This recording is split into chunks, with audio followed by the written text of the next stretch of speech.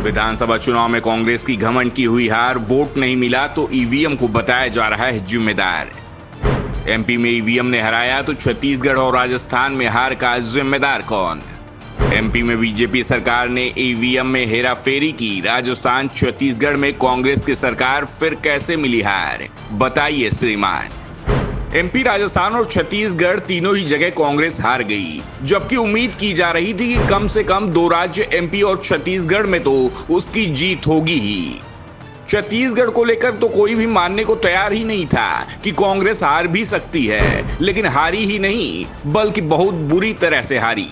छत्तीसगढ़ का गठन होने के बाद पहली बार कांग्रेस को इतनी कम सीट मिली है, तो बीजेपी ने पहली बार 50 का आंकड़ा पार किया है। अब कांग्रेस की ओर से हार के लिए ईवीएम को जिम्मेदार बताया जा रहा है। मध्य प्रदेश कांग्रेस तो ईवीएम से आए चुनाव परिणाम को सुप्रीम कोर्ट में चुनौती देने तक का मन बना रही है। सवाल उठ रहा है कि एमपी में बीजेपी की सरकार थी, माना जा सकता है कि बीजेपी की सरकार ने ईवीएम में हेराफेरी की है, लेकिन राजस्थान और छत्तीसगढ़ में तो कांग्रेस की ही सरकार थी। वहां की सरकार ने ईवीएम में बीजेपी के पक्ष में हेराफेरी क्यों की? और तेलंगाना में बीआरएस की सरकार थी, वहां ईवीएम में कांग्रेस कैसे जीत गई? तेलंगाना में जिस ईवीएम ने सही काम किया, वो मध्य प्रदेश में कैसे खराब हो गई? दरअसल एमपी में कांग्रेस की वजह उसके अंदर आए अहंकार को माना जा रहा है। कांग्रेस के नेता ये मानकर चल रहे थे कि उनकी सरकार बन रही है। कमलनाथ से लेकर पार्टी के दूसरे नेता अधिकारियों को सीधे सीधे धमकी दे रहे थे, कह रहे थे कि कुछ ही दिन में हमारी सरकार बन रही है, सभी को ठीक कर दिया जाएगा। सिर्फ अधिकारियों को लेकर ही नहीं बल्कि अपने राजनीतिक विरोधियों को भी लेकर कांग्रेस नेताओं के मन में यही विचार पल पल चल रहे थे। आम लोगों से कांग्रेस के नेता दूर होते दिखाई दे रहे थे। उनके बयानों में सत्ता का मत दिखाई दे रहा था, जबकि होना यह चाहिए था कि बीजेपी जो 20 साल से सत्ता में है, उसके नेताओं में घमंड होने चाहिए थे।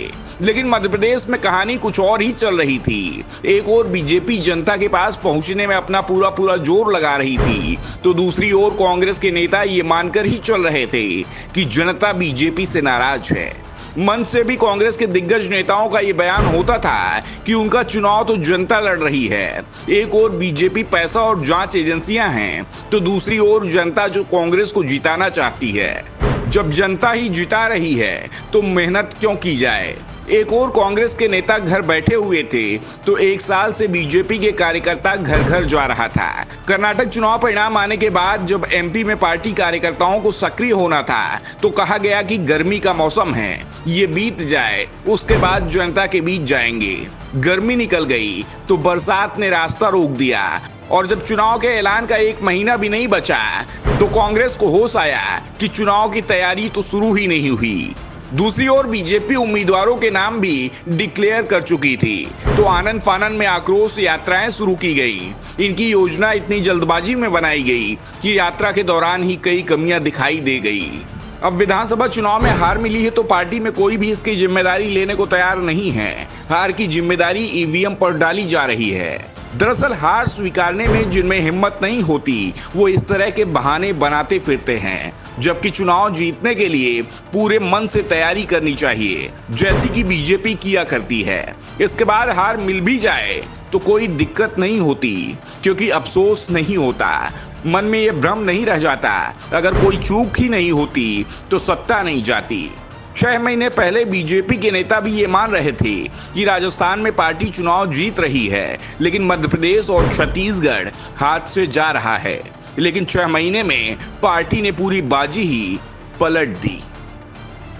Bureau report, the Navdarpan news.